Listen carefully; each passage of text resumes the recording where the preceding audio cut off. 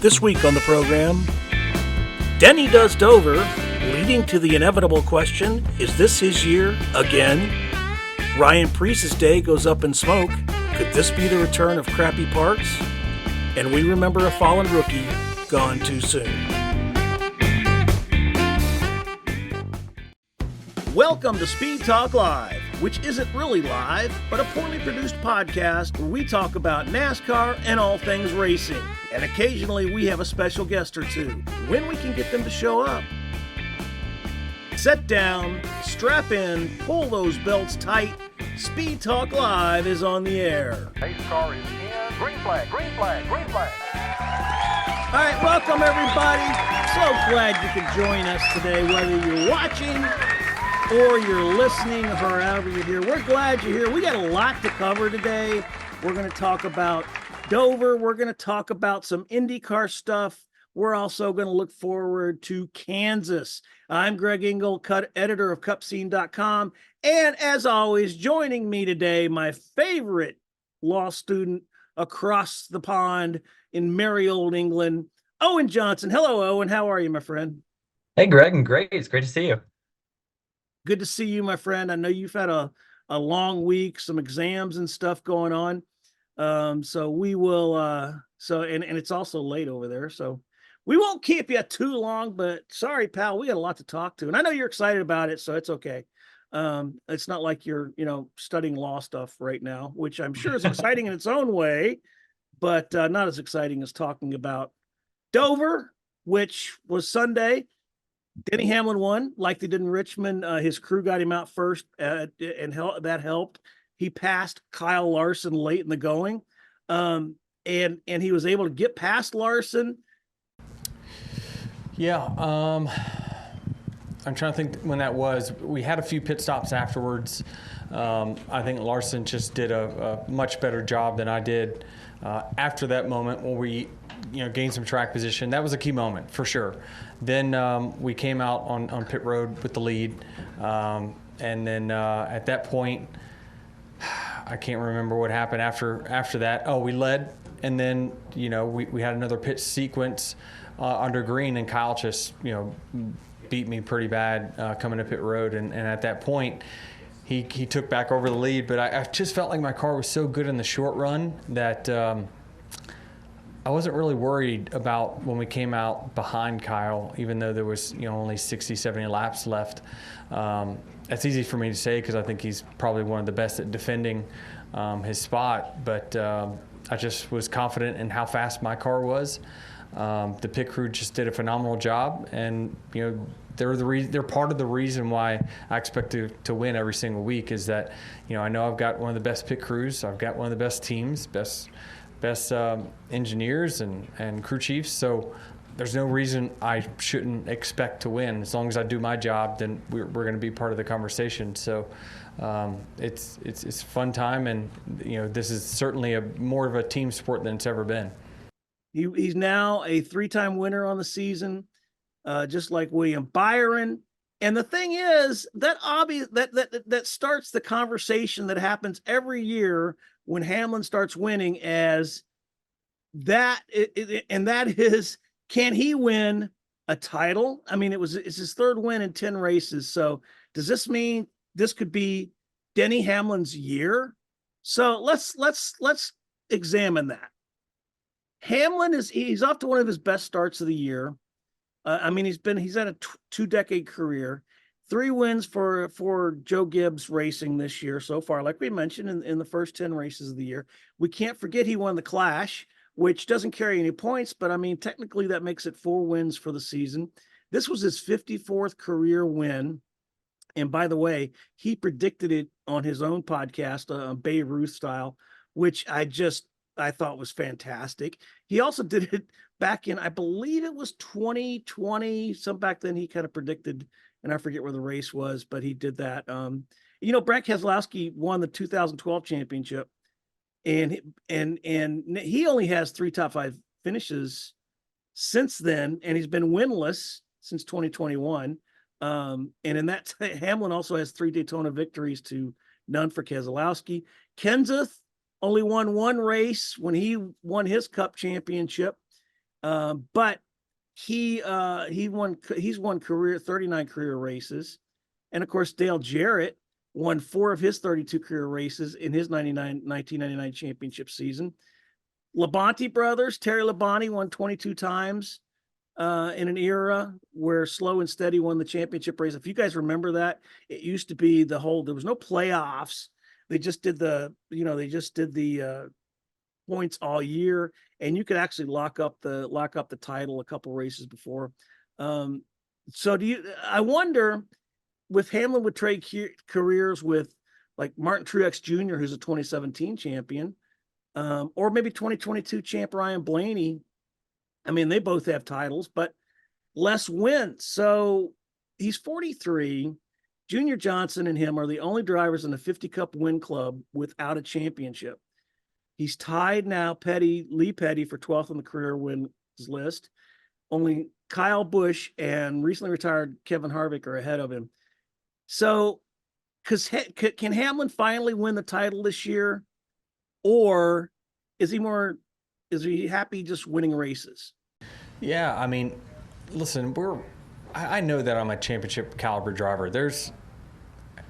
I'll just say it. I think there's been worse drivers win a championship than me. I just feel that way just because of things that have worked out. But it's different. You know, find one driver saying that championships are the same today as they were 10 years ago. That's just not. You know, I care about wins and winning every single week, because in the end, I absolutely would take 60-some wins and no championship over 20 and 1. It's just not even close. So I just think that it's fun to be able to do it. And when you can do it against someone that you really consider a big challenger, and Kyle Larson, I mean, he's a champion, not a challenger, right? I'm probably the challenger. I think that it certainly, helps your ego a little bit. Chris Capehart thanks the year again a championship caliber team. Well, in today's NASCAR racing, to win a race at the Cup level, you have to have it all, and you have to have it all nearly every lap of it. And there's no other form of motorsports where it's this tight, where you literally have to have it all and then some, a little bit of fortune to go along with it, which Texas, we had multiple chances to win the race and just didn't get that fortune. Cautions not go our way. So, this team definitely has all the makings of it. I mean, Denny's just doing a phenomenal job as a driver, and the cars, or the new Toyota Camrys, really giving us a lot to work with, and everybody at Joe Gibbs Racing is just really pulling the rope and excited to win races. And I just can't say enough about our pit crew and all the work that they've went through, and everybody here at the racetrack with the 11 car week in and week out, just how much fun we're having doing this. And that's what it takes. So, that's what it takes to win races, and winning races wins championships. And really, that's all the 11's focused on, is winning races. So Denny Hamlin, will he win the Cup this year? I don't know, because he has been in this position before. He's won races. Can he keep this momentum up the whole year? We'll see. I'm certainly not putting a fork in this cake. It ain't done yet, because there's a long season, and what's going on right now may not necessarily be that way, for the rest of the year. What's your take on this, Owen? Well, I think we talk about calling a shot. He called a shot at Dover, but he also called a shot last year, said he was going to win a championship last year, and that didn't work out. So I think he's got what it takes, but it's a product of the system. It's a difficult system to win a championship. That's the product of the playoffs. It brings it down to the last race, and Hamlin just needs to be there. He wasn't in the championship 4 last year. He needs to perform in the playoffs, and that's what it comes down to. That's how Jimmy Johnson got his 7 championships, was being good when it matters. I don't think Hamlin is ever going to be disappointed with the career that he's had, and I wouldn't trade it with anyone else to have those wins. But it's a product of playing the system and being good when it counts. And so far, Hamlin just hasn't been able to be great in the playoffs when it counts. Yeah, and you're right. I think that's when he needs to be at his finest, is in the playoffs. You're right. He did not make the Final Four last year. So, it'll be interesting to see how it plays out and whether he runs out of steam. But you know what?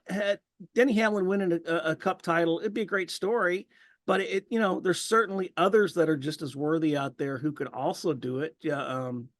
I'm thinking of Brad Keselowski. If Brad Keselowski could come on in the second half and start to put some races together, he could be up there and he could be the turnaround story of the year. So yeah, long way to go, but some other Dover tidbits. Shout out to the crowd. Now I attended this race when they had 2 races a year from 1980 to 1983. I was stationed there at the Air Force Base.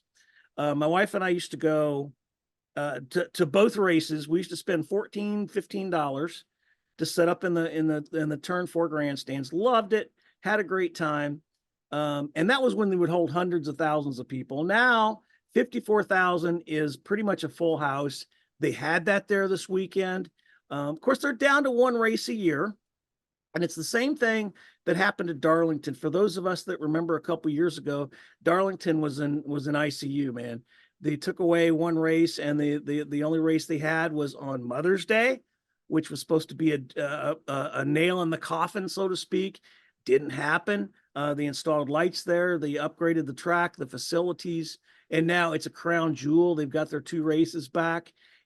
After what we saw at Dover this weekend, the racing we saw and the crowds we saw, it would not surprise me that after a couple of years, we see Dover back on the schedule twice in 1 season again. I think they certainly can I think they can certainly sustain it. They're up there in the Northeast.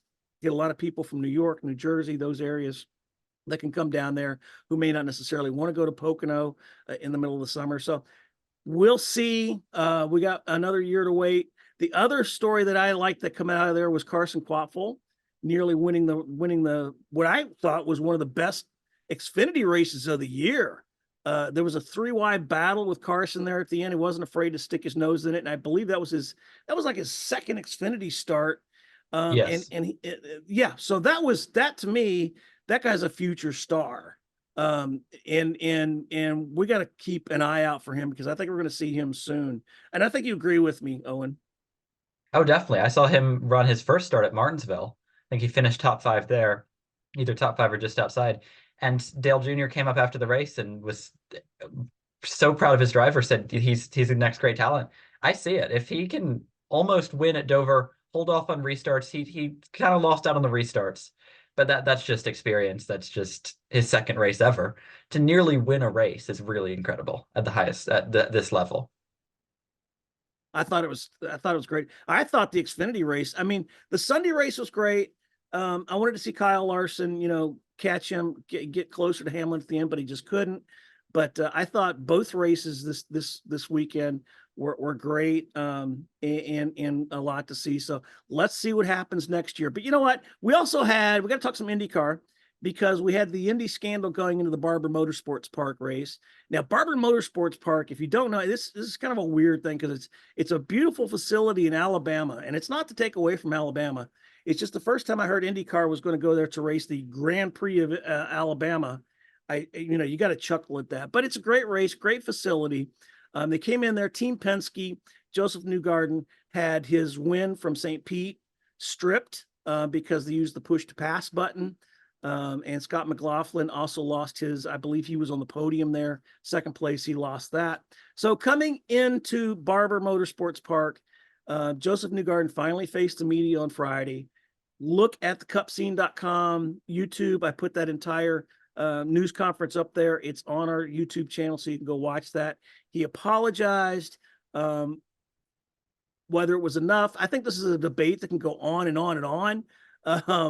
Because, did you accept his apology? Did you not? I don't know. But one thing I can tell you is that Scott McLaughlin went out, won the pole, and won the race. And Will Power was second. Will Power was fined, but not disqualified from the St. Pete race. So, kudos to them. I think that's a great way to silence that. The big thing I have is IndyCar waited so long to come out with this. This happened in St. Pete, and IndyCar didn't find it until Long Beach, and that's when they reacted. I really thought that was kind of strange, and I'm not going to lie, an epic fail on IndyCar's part to not to find that sooner and to put it to bed. And we can't we can't finish without talking about the other IndyCar news. That was McLaren dropping David Malukas. And you brought this up, Owen, without him ever racing in the car. He injured his wrist before the season. And this week, McLaren dropped him before he even made a start. Right. And he was at the track at Barber, working on the cars, preparing tires, being part of the team as much as he could. But there's a clause in his contract that says if he's out of the race, out of the car for 4 successive races, they can drop him. And he was, through an injury that's no fault of his own. He never got to start in that car. But we're coming into the Indy 500. The month of May is massive for IndyCar. McLaren said we need more performance. Now, McLaren, interestingly enough, has said that, or their team boss has said that none of the drivers outside the top 20 bring any value to IndyCar. None of their cars finished in the top 20 at Barber. Just an interesting side note for McLaren. And then the last thing, just to wrap up IndyCar, I think the big point with the IndyCar scandal for Penske is that Penske owns IndyCar. So the fact that his cars are out cheating it adds a different element to it. And he's called all the team bosses to his hauler for a personal meeting with him. But a lot of them have suggested they're not really confident with Penske's leadership. And if he's letting his cars cheat in his own series, it's not a good sign. So I think it's definitely, like you say, an epic fail for a whole lot of reasons. And, Roger Penske is one of the most respected men in the world, not just motorsports, not just business, but most of in the world. I've met him. I've talked to him on a couple of occasions. He is a fantastic human being. I don't think he knew about what was going on. And I think he's going to unfortunately bear the brunt of it because his lifelong dream was to own Indianapolis Motor Speedway. He's got that now. And it would be a shame to have to see because of this scandal, for him to fall from grace and lose that because I don't know. But again, I don't work in IndyCar. I'm not a team owner in IndyCar. So whatever they decide is going to be whatever they decide. Okay. We cannot leave Barber Motorsports Park without remembering a rookie gone too soon. Last summer, George Barber instructed track workers to hang a mannequin he named Georgina off the pedestrian bridge that crosses the track near turn 8. He told them to put her right over the middle of the track. I want the drivers to be able to see her. They'll come around that turn and think she's somebody hanging off the bridge. Well, during the Grand Prix of Alabama, Georgiana literally fell from grace and lost a hand. Now they had fun with it. They didn't call a caution. I really thought they were going to call a caution when here's this human being looking thing. I couldn't imagine a race car driver coming down there at full speed and seeing something that looks like a human being falling down from the bridge. But the drivers knew she was there. So they knew it was a mannequin and people were telling them. So that was all good. They brought her minus the hand into the media center. Scott McLaughlin posed with her, had a lot of fun with it.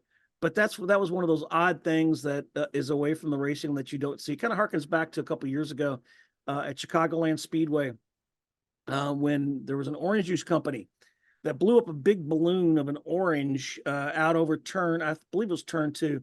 And a gust of wind came through during a thunderstorm and blew this thing onto the track. It wasn't during the race.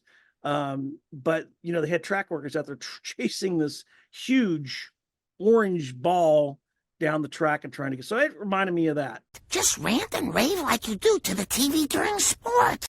All right, let's talk about some rants. So this week, of course, the Hamlin haters were talking about, the fact that their driver didn't win. It was Denny Hamlin. He cheated, which he didn't, of course. But they were talking about the term aero blocking, and suddenly that was trending on Twitter. You would see it everywhere, and people were talking about, oh my God, it's aero blocking, and it's the next gen car. NASCAR is going to die, and I'm never going to watch a race again.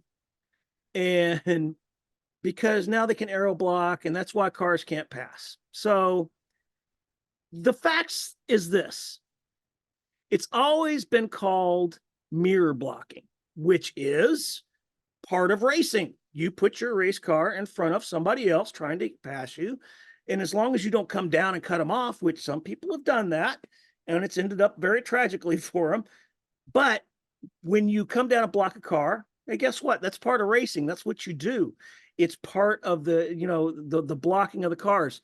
But there may be, with these cars, when the aero does get upset like that, there may be something to be had about this, but it's still mirror blocking. Listen to what Kyle Busch said on Saturday.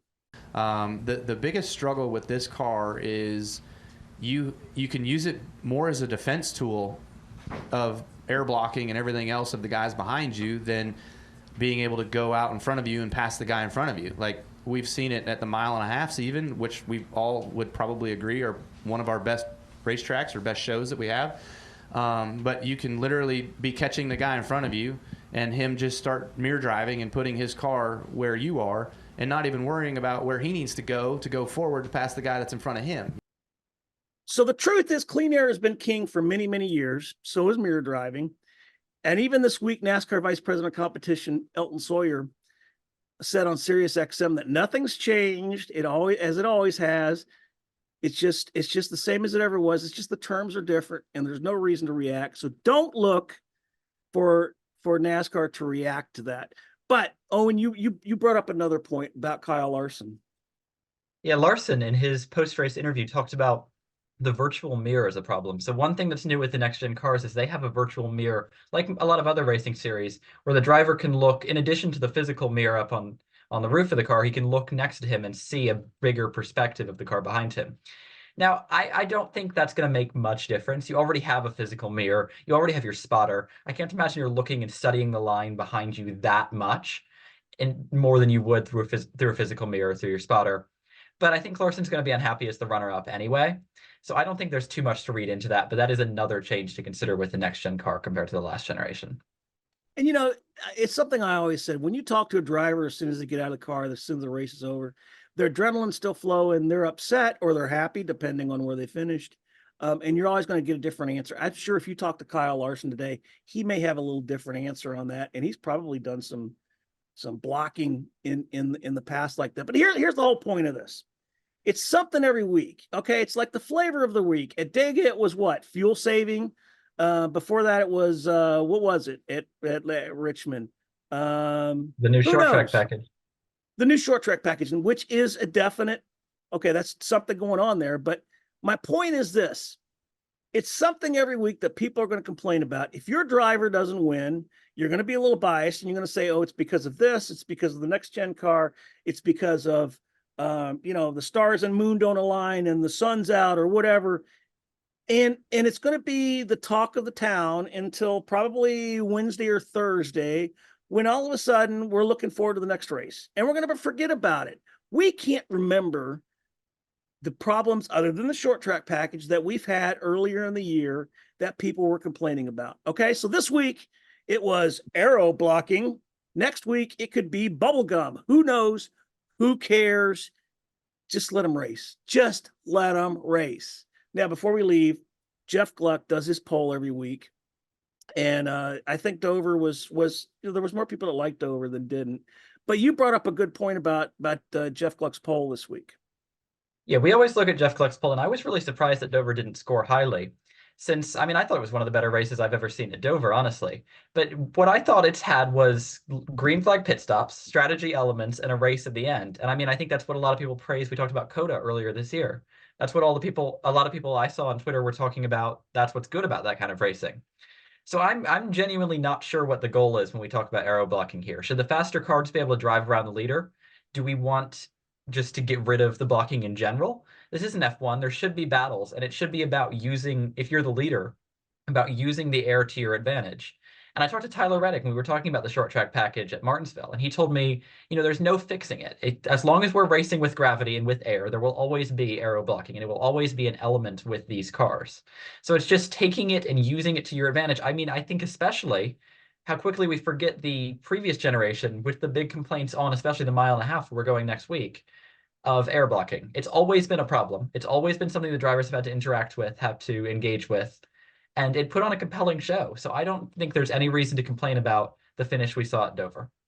Larson was able to get within a quarter second at the finish. It put on a good finish. If we'd had a few more laps, I think Larson would have been able to get by him, but Hamilton put on a masterful show. And I'm not just saying that because I picked him to win, although I have to bring that up too. Oh yeah, yeah. Well, I forgot to highlight that he was your pick last week to win, and he scored on that. So kudos to you. Extra cup of tea and some biscuits, which is what they call It's cookies. so rare I have to highlight it. No, you're very good. You studied and you did very well. Something that wasn't talked about this weekend too much that should have been talked about was Ryan Preece, and he had to drop out after about 60 laps because he had smoke filling his car. There was problems with maybe the foam on the car catching fire. And this kind of got me thinking because after the next gen car made its debut, a bunch of Fords suffered issues with a safety foam lining, the side panels catching fire. Logano and Briscoe had it happen at the Indy Road Course in 2022. Of course, they made contact, but it still happened. But it came to a head at Darlington in September 2022. I was there when another Stewart-Haas racing car, driven by Kevin Harvick, caught on fire. He was forced to abandon the flaming car. At the time, he said, "I'm sure it's just crappy parts on the race car like we've seen so many times. They haven't fixed anything." Well, NASCAR reacted to that and made several rule changes prior to the following race at Kansas, hoping to address the issues. There were no further reports of the form catching fire and until Sunday. So that had me a little worried. I had a chance to talk to crew chief for the number 10 Stewart-Haas Racing Ford, driven by Noah Gragson, Drew Blickensderfer. Drew, I'm sorry, I always screw up your name. So I talked to Drew today, and he actually told me and explained that the issue wasn't crappy parts after all. Sunday, Ryan Preece had the fire, had smoke in the car. They had to park it. And obviously it's not your car, but you're on the same team. I'm wondering, we had the issues with the smoke in the cars and the fire. And we think back to when Kevin had the incident at Darlington, and he was blaming it on crappy parts. Do you think what happened Sunday? First off, have you heard what happened Sunday? Did they actually find out? Yeah. Okay. Yes, I have.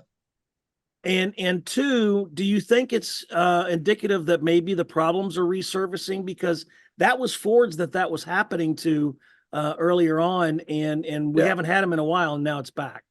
Yeah, knock on wood. That was self-inflicted. That was the bolts between the headers and the collectors keeping everything together. We had some issues there amongst the teams on our side. They were not installed correctly, and it was allowing the collectors to come disattached from the headers, kind of fall on that rocker box and cause an issue. So it was a self-inflicted error that a little change in process that someone didn't catch, and it was close to happening on all of our cars, to be honest with you. So they were unfortunately the victim of it. But when we got back to the race shop, all of our cars were close to having a similar issue. So obviously that gets rectified quickly. Everything gets torn out of our Kansas cars and fixed. But yeah, I think NASCAR has done a good job. I think us as a group, because it was more relevant for us last year or the year before, we've taken a lot of effort to keep that from happening. And knock on wood, I think we're in a good spot with that. We have to make sure we clean up our end to make sure the parts are installed correctly. So as you pointed out, Owen, regardless that it was a mistake the team made, and they installed the bolts wrong, and they had to fix it before going to Kansas. But like you said, it's just another issue that Ford does not need with its new dark horse cars. Yeah, it's the second longest they've gone without a win in any level of NASCAR. So they haven't even won in the Trucks or the Xfinity Series since 1983, according to Trey Ryan on Twitter. It's getting dire for Ford. We've talked about this, I think, almost every episode as the season has gone on. It's getting a little bit of worry at the beginning, a little bit more. It's at the point where they need to start worrying, because they've got the new dark horse Mustang, and they've had some performance. Logano was second at Richmond, for instance. But that performance has not been consistent. There were, 2 Fords in the top 10 this weekend? And they need more than that if they're going to have any hope. Obviously, last year, they won both championships in the next gen, which is really interesting. We talk about the playoff model. They're good at the right time because they have not been the best car by any means in the next gen era, but they've won both championships because those cars get good at the right time. But they need to start getting good if they're going to be any good at the playoffs, I think, now. And, ironically, when I talked to Drew today, he was on his way to the Ford Performance Center there in North Carolina. And I got an invite to go up there in a couple weeks. I may stop by there and we'll see how that works out. But he was on the way to the simulator, and something I really thought was kind of cool, because I asked him, are you going, you practice for Kansas this week, him and Noah. And he said, no, they're actually, their Kansas is ready to go. They're really nothing much they can do until they hit the track. They're actually trying different things on different tracks, because they only get a certain amount of time at the simulator. So they go there with a list of things to try for different races that, moving ahead. So yeah, they're working on it. I like what he also did. We talked about, he's got the team is coming along. They're getting better and better every week, and they're just making small little incremental changes, and it's starting to show on the track. So it wouldn't surprise me to see an SHR car in victory lane and break that forward drought. Could it happen this weekend? I don't know. We'll see. But speaking of Harvick, who is now obviously in the Fox Sports booth, he'll be subbing for Kyle Larson at All-Star practice and qualifying. And he said he got the call from Mr. H. I couldn't imagine getting a call from Rick Hendrick. How can you tell Rick Hendrick no?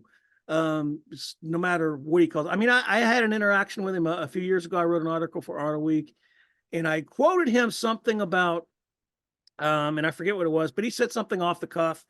But he said it, so I wrote it and got a call from Jesse Essex, who's one of the best PR people in the world in the business, and said, wondered if we could maybe tone that down a little bit. So of course I did, because it didn't change the story at all. So yeah, when Mr. H calls, you listen, and when he asks you to come mow his grass, you'll come mow his grass. So we'll see. But so Kevin Harvick will be in All-Star practice and qualifying for Larson at North Wilkesboro. I'll be there. I'm looking forward to the second straight year of going to the All-Star race there. Fantastic last year. Looking forward to that this year. Of course, Kyle's going to be doing the double, and I'll be at Charlotte for that. So it's looking forward to that. Looking to see that. But were you surprised that Kevin Harvick got the call?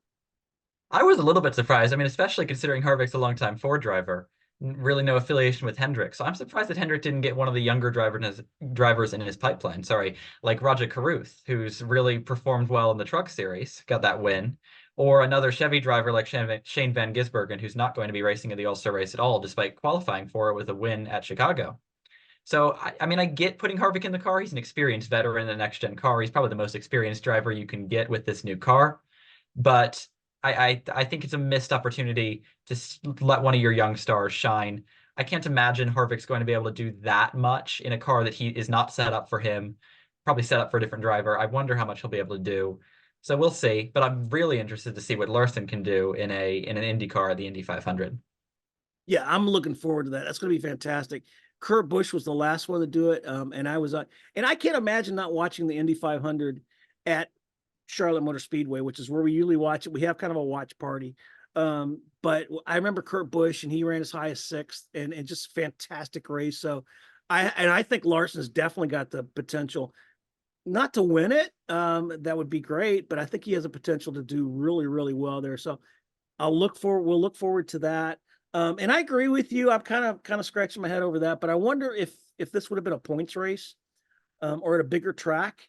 I mean, North Wilkesboro's not that big, so I'm wondering if maybe if it would have been a bigger track, or if it would have been a points race, if maybe we would have seen somebody else in there.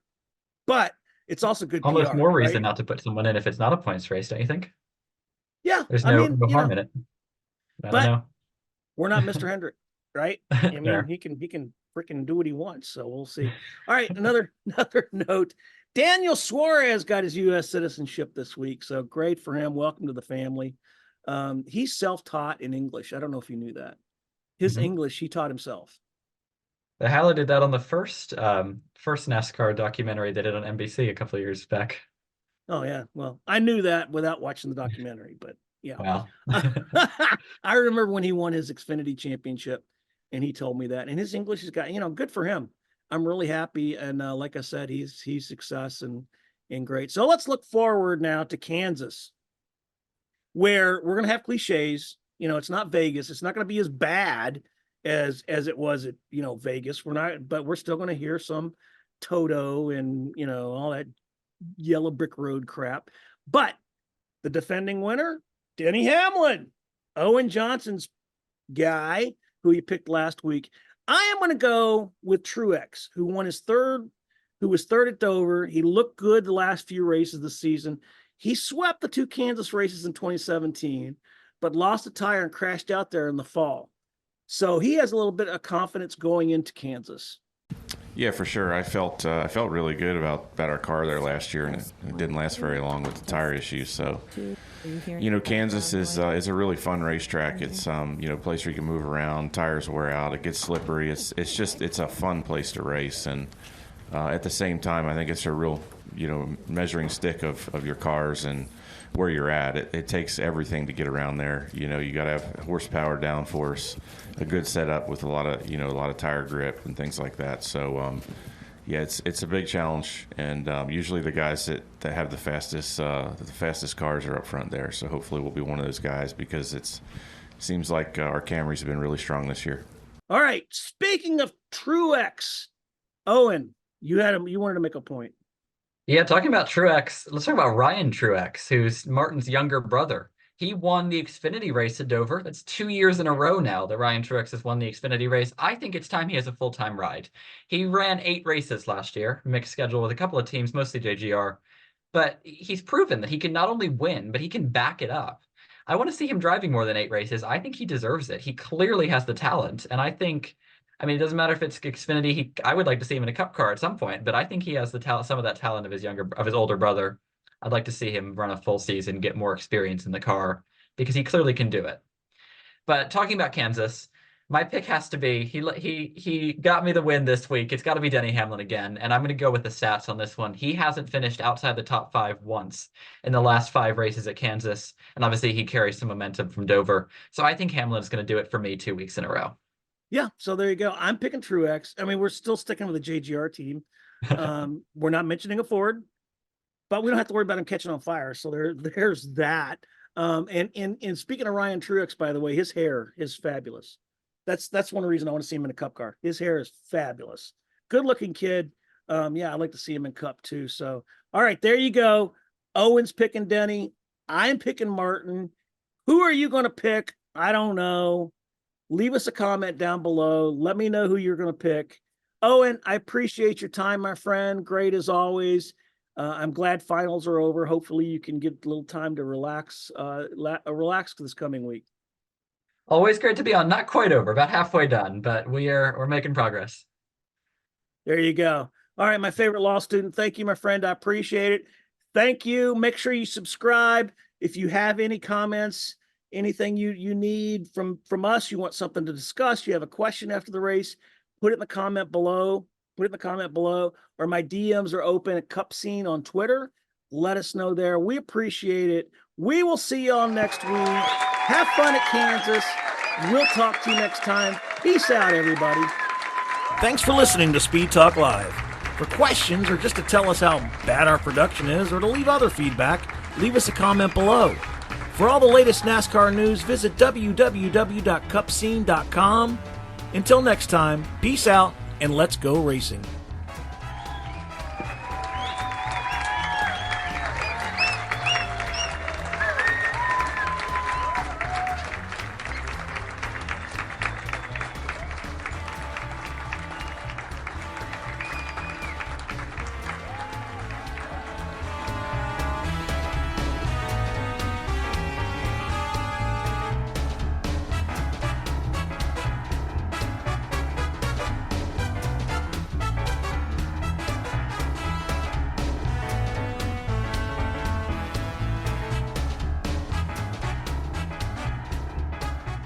All right, there's the checkered flag. Great job, driver.